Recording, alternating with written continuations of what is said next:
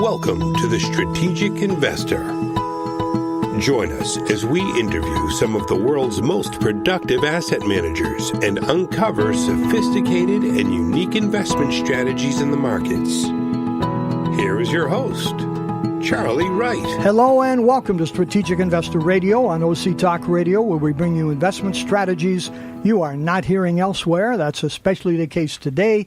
We'd like to welcome for the very first time Joseph Maas, founder and CEO of Synergy Financial Management, an SEC registered investment advisory firm focusing on servicing other RIA firms and investors. He speaks to us from the headquarters in Seattle. Joe, welcome to Strategic Investor Radio. Well, thank you, Charlie. It's good to be here, so thank you for having me. And so, Joe, I was noticing on the website, you need more designations here. You're a CFA, you're a CFP, and you have a total of 9 designations. That's more than I knew ever existed. Are you now studying for dentistry or orthodontics or the priesthood or anything like that? How is it that you ended up with 9? Well, you know, it's kind of a funny story. When I started off earlier in my career, I got the CLU, and it's the Chartered Life Underwriter credential, and I learned a ton. And then I got the CHFC, and the more I studied, Charlie, the more I realized I didn't know what I didn't know. I thought I was kind of a smart guy coming out of college, had a spring in my step, I had a degree in finance. I kind of thought I knew some stuff, but the more I studied, the more I realized I didn't know what I didn't know, and it put me on a quest to always make sure I knew. And so, hence nine certificates and degrees, because I want to make sure I can serve my clients the best. And as you know, in these ever-changing markets, if the rate of change inside your firm is not faster than the rate of change outside your firm, you're kind of dead. And so my educational belief, and I teach finance at the local university, my educational belief is that if my personal educational quest is ending, I'm ending. And so it really drove me to continue. It's kind of funny, the smarter you get, the dumber you get. And so I've been a student of life, I've been a student of finance, and it's been a great journey. Well, I appreciate that, and it's a great attitude here.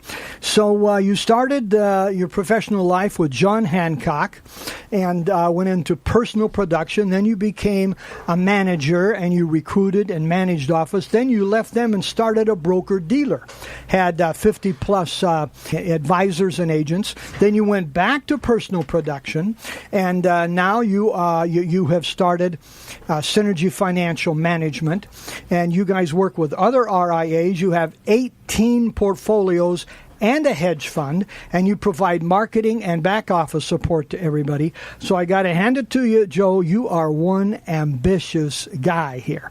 So tell us very briefly about Synergy Financial, and then we'll get into our real questions here. Yeah, sure. So, Synergy Financial Management we're an SEC registered investment advisory firm. And when I went back into private practice, when I left the broker-dealer, I became the sales prevention department, a.k.a. compliance. And so I decided I needed to either get really big or get small. So I went back into private practice, and we were serving mainly an affluent business owner. We formed an SEC investment advisory firm, a business valuation consulting firm, and a mergers and acquisition firm, and we've then helped those lower middle market business owners grow and build and sell their business, and integrating their personal financial planning with the financial planning and analysis on the corporate level. And so we were happy. Then a few years ago, some of the guys from my past asked me if we'd start managing money for them again, and I politely declined. I said, no, we're very happy. But they kept asking, and then the DOL ruling came out, and some national firms asked me to help build some national platforms. So we are now back at it, back to serving advisors. So we really help them with 3 things. We help advisors with world-class money management. We help them with marketing management, and we help them with practice management. And we have a program called Advisor Empowerment, and we're really there to try to help advisors grow. So we're all about nurturing and helping share our life's experiences and knowledge with others to try to help them move forward. Well, it sounds like, Joe, you got plenty of background and plenty of areas to talk to them about that most advisors don't focus on. So let's focus on your money management services here. And again, you have 18 strategies as well as a hedge fund. So tell us about what you call your flagship or sailboat strategy here. Okay, so the reason we have so many strategies is that we want to make sure that regardless of the market conditions, we always have a portfolio that's going to be working. So it's like for a lot of your audience that plays golf, right? When you play golf, you don't just go out and use your putter and your 7-iron. You need to use a driver, a 7-iron, a putter, a wedge. And so in the markets, it's the same way, Charlie. We have to make sure that we have the right tool for the job based on what the market's giving us. And so we have portfolios that are built on modern portfolio theory, kind of 2.0, a little bit more advanced stuff than Markowitz originally created. We have things that are 100% tactical. We have focused stock. We have focused bonds. So basically, we have a full bag of clubs, portfolios, so that regardless of what the market's doing, the financial advisor and the client can always have the appropriate tool for the job at hand. A lot of times I call this practice preservation. And what I mean by that is if you're a growth manager and growth goes out of favor, a lot of your clients will say, gee, Joe, I really love you and you've been a great growth manager, but value's in favor, so we're leaving we're going to go join ABC because you don't offer value. Or, Joe, you've been a tactical manager and that's not working right now, and so we're going to this other firm. So the reason that we have these is that we want to make sure that the advisor and the client, most important because we're fiduciaries, always has the right tool for the job. And that's why we have 18 portfolios. Our our Sailboat that you mentioned is one of our flagships because it's a 100% tactical portfolio. And the unique thing about this, it's a blend of, we call it, internally we call it an FTA model, focused tactical allocation. And it's a rules-based asset allocation model that's low cost, uses no-cost ETFs, and it's very adaptive to the market. And so it has three components in the equity sleeve and one fixed income sleeve. In the equity sleeve, we have, if we're bullish, we can be long. If we're bearish, we're in cash. The second sleeve is if we're bullish, we're long equities, and if we're bearish, we're short. I shorted the market a couple weeks ago. That's panning out pretty well for us. And then the third sleeve is the sector rotation, where we look at about 200 global sectors around the world, and we rotate into whichever sector is working. So we're very agnostic. Another thing about the sailboats that's pretty cool is that they're not just built on long-term moving averages or short-term moving averages. We blend multiple periodicities and multiple factors, so it's kind of like a trend aggregation. We're making a portfolio of signals. We don't just use relative strength or a moving average. We're actually using 10 to 12 different signals, and we blend and weight them based on what the market's doing. So these are very adaptive portfolios that are going to go kind of like a sailboat, go to where that wind is. They're tacting like a sailboat. They're going to go find return wherever that is in the world. And so that happens both at the equity level and at the fixed income level. So, Joe, tell us, what misperceptions do you see by investments and particularly by advisors in this tactical strategy space that you've carved out here? Yeah, that's a great question, Charlie. The biggest thing I got to say that I found in my 30 years of doing this is that clients and advisors don't understand what it's supposed to do. Again, in 2008, asset allocation was being used, and asset allocation models went down 20%, market went down 50 or 40, so it did its job, but people thought that they weren't supposed to be able to lose money with asset allocation, so they misunderstood what asset allocation was really supposed to do.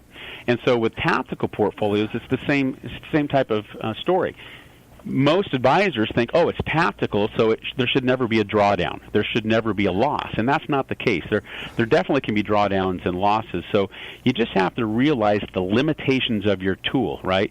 A hammer and a screwdriver. A hammer's great for pounding nails, but it's not so good for screwing screws. So if you expect your hammer to screw screws, you're going to be disappointed. And so if you expect your tactical portfolio or whatever style of portfolio you're following to do something that it wasn't built and designed to do, you're going to have a disappointed client and a disappointed, advisor. There's three things that we do professionally, Charlie.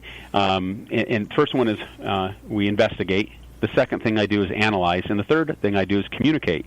And the hardest part about being a human is that communication part. Most guys, and especially me, are really good at the analysis and the investigation, but when it comes to communicating, that's the hardest part. So what I found is that the communication and understanding of what a portfolio or strategy is supposed to do and what it really does, there can be a disconnect.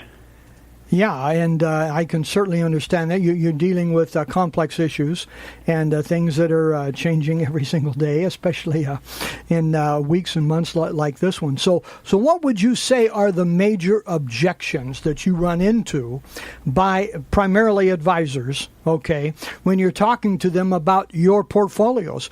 Well, why do they not do this? What do you have to overcome? One, you have talked about their expectations, okay, but number two, it's probably not the only one. Well, the disadvantage that I have, one of my weaknesses I have, Charlie, is I have 9 credentials, and so sometimes people think that I should be able to predict the future, and they come to me as an expert, and they say, well, you've got 9 credentials, Mr. Smarty Pants. Tell me what's going to happen. And, of course, I can't predict the future better than anyone else. And so I think that they expect guaranteed results, or they expect that we can, guarantee the future, that we have some special crystal ball, and because we're well versed and well studied, that we're going to be able to predict the future. So in the end, we just can't predict the future. We're not trying to time the market. We're trying to use the preponderance of the evidence before us to get on the right side of a trade, right? And sometimes people want they really want the trade to work out, and they think that they're going to come to you and they're going to get this guaranteed future, and that's probably the biggest objection we get, is that, well, why didn't it work exactly as you planned it? And that's because it just doesn't always work the way you plan it. Yeah, but anybody who does investing, actual investing, not just choosing money managers, but actual investing, should know that. Well, that's why you're right. They should, but we're human, and we believe in pink unicorns. So. Okay, let's change the subject a little bit. You work with a lot of advisors and have for years. Okay, what do you see as the biggest practice management weaknesses of most advisors?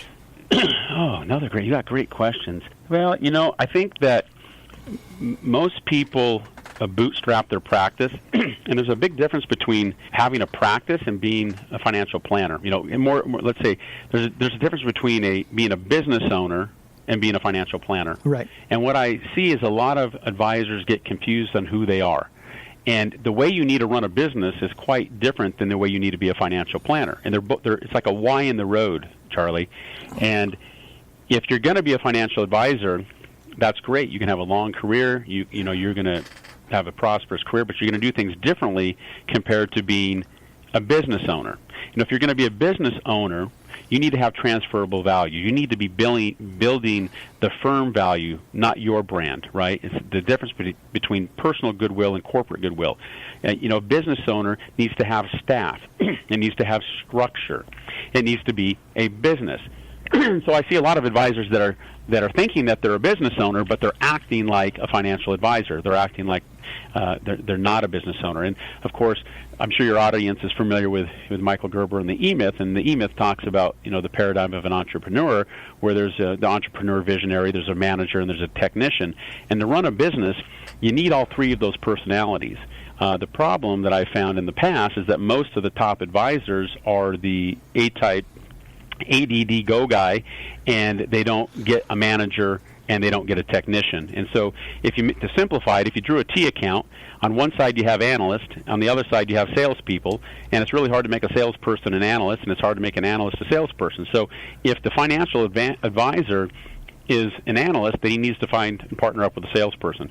If he's a salesperson, then he needs to find and partner up with the analyst. And so it's just kind of a mixed match of the personality and not having the structure and the team and the staff to actually grow a business. And again, not everyone necessarily needs to be an entrepreneur and have a business, but that's just what I've found that some people struggle with, is just understanding, are they really a business owner or are they a financial advisor? And there is a difference. I really appreciate that. We've done over 300 interviews here, Joe, and this is the first time that the E-Myth has come up. And I read the E-Myth, I think, about 25 years ago, and became kind of a follower of Michael Gerber. I read his second book when it came out, and that was before really the internet, and couldn't follow things as one could today. But no question about it, and I have used his phrase, I don't know how many times, you need to work on your business, not in your business. That's correct. I love that saying, and yep. and and that is so very, very important. But it's difficult to do. It usually requires capital that is beyond the pocket and even the reach of so many advisors. And it's just so easy to go on and on as things are, recognizing that, yes, I need to do something about that. But right now, I got to write this email. Yeah, right. That's right. And it's a major challenge. So I'm sure you face that all the time, and I imagine that's part of what you guys come in and try to offer is what we're going to help you with your back office stuff, with your money management, with some of your marketing, etc. And that frees you up to do other things that you really do well, and then you can bring in and partner with others, etc. And the like here. So couldn't have said it better. Go ahead. I couldn't have said it better. Yeah. Okay, good. So, Joe, tell us, question we'd like to ask our guests, what's the best advice you've ever heard, read, or received about investing? That's an easy one. That's patience and discipline. Patience, discipline, and being intellectually honest with your work. And that's kind of in the Buffett camp. So a lot of Buffett's readings and teachings are going to be, they're very simple. They work, but they're so simple people do not deploy them as much as they should. So patience, discipline, and being intellectually honest with your work and your assessment, and not to let your personal behavioral biases creep into your professional work. So that is patience, discipline, and being intellectually honest with your systems and your processes. No question about it. I really appreciate all three of those because we live in a day of opinions. And everybody's got an opinion, and that opinion often depends upon or is reinforced by what television shows you watch or what cable programs you watch, right?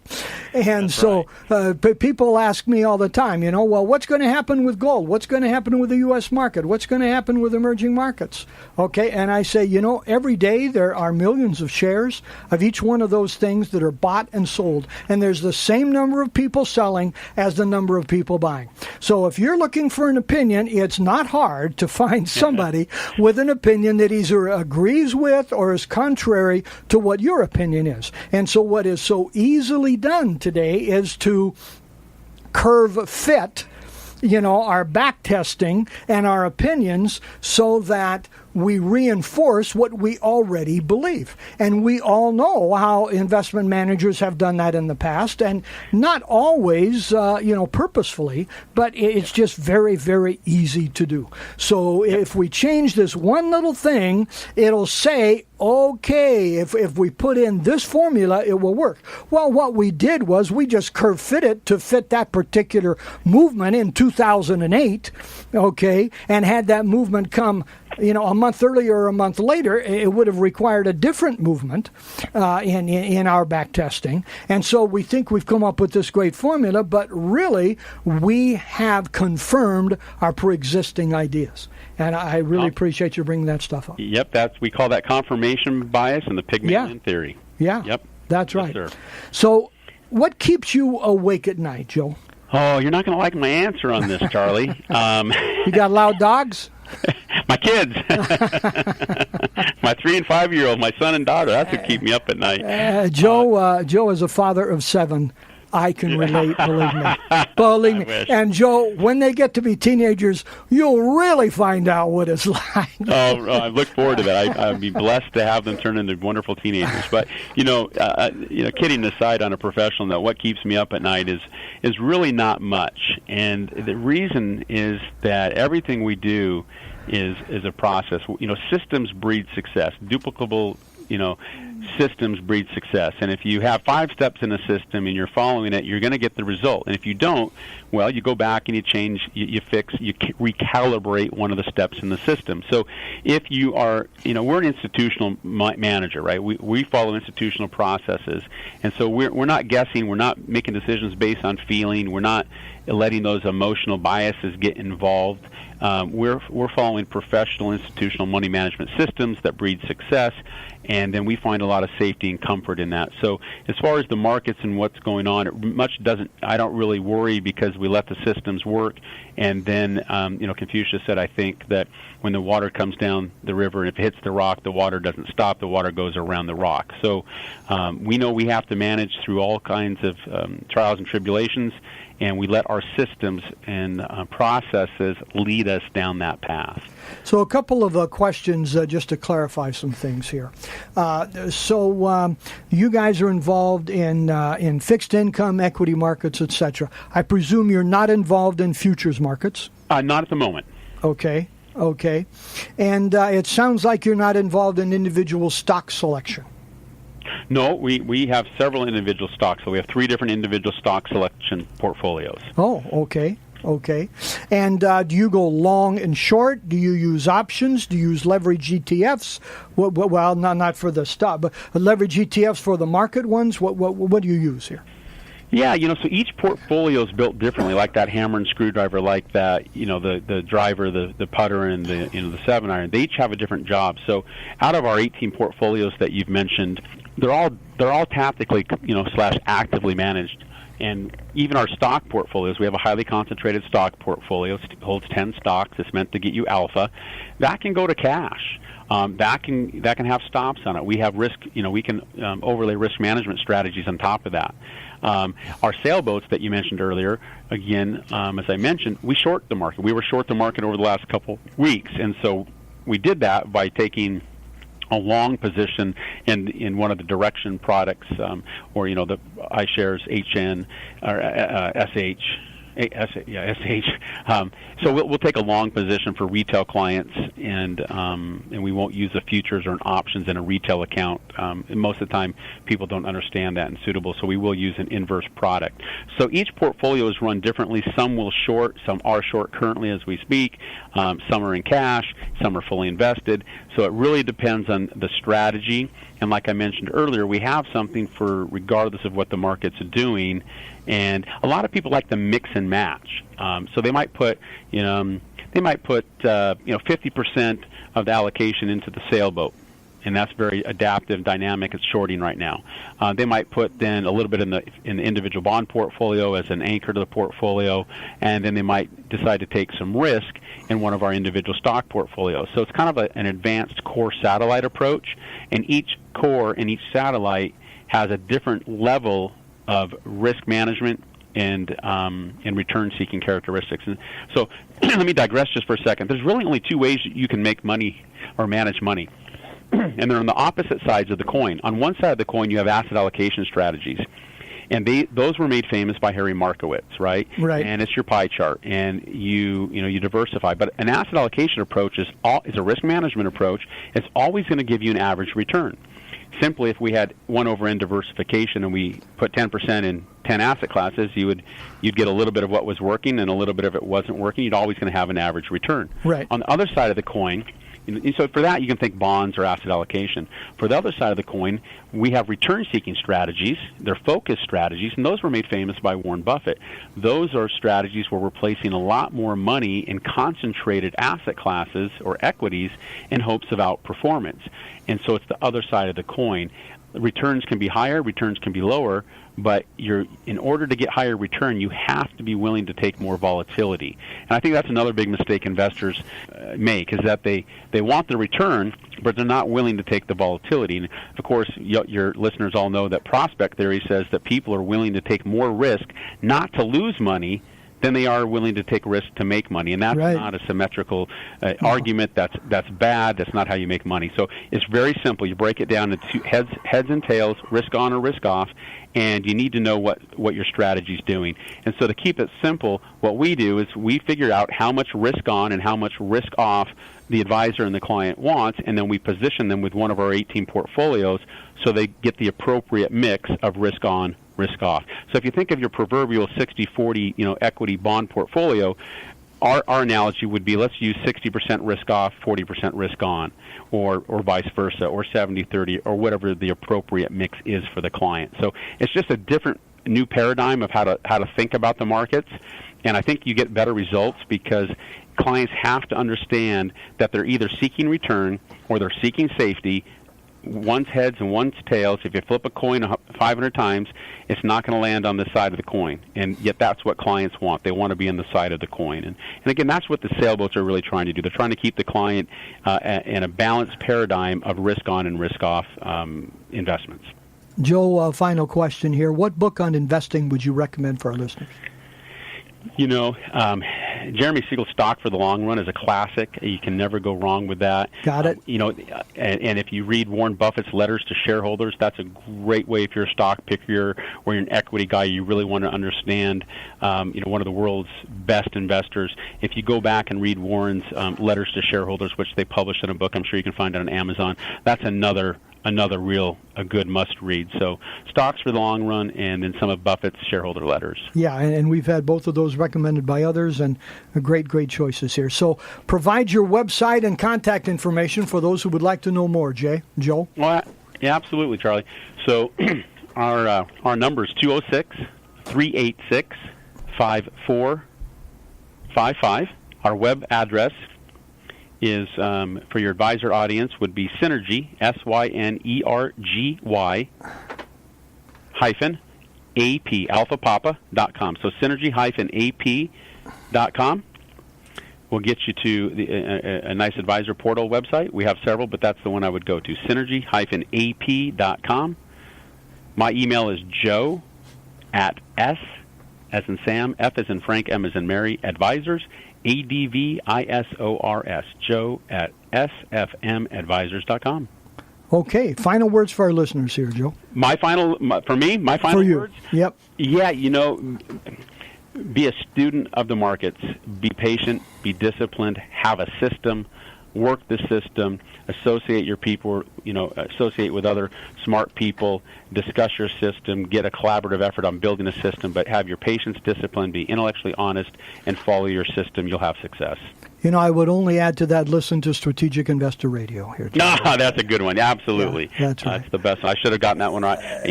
I should have gotten right the first time. That's all right. We'll have you back, and you'll get a second chance here, Joe. All right. I won't fail you. Okay.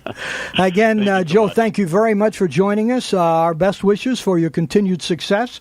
And again, you can, as you put your kids to bed at night, you can tell them that ambition can pay off, because you are living proof of that here, Joe, with 9 designations and your background and all of the things you guys are providing and seeking to do. Ambition is definitely in your blood. So congratulations and best of luck going forward here.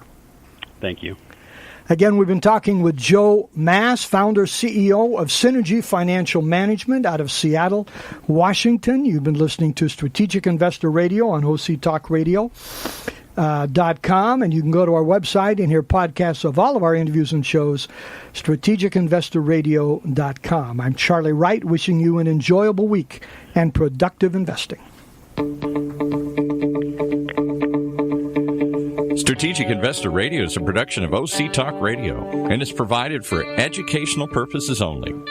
Content of this program and the views of the guests should not be considered as recommendations by OC Talk Radio or investment advice from the host Charlie Wright or any other entity attached to this production. Investors should always consult qualified financial, investment, tax, or legal professionals prior to investing.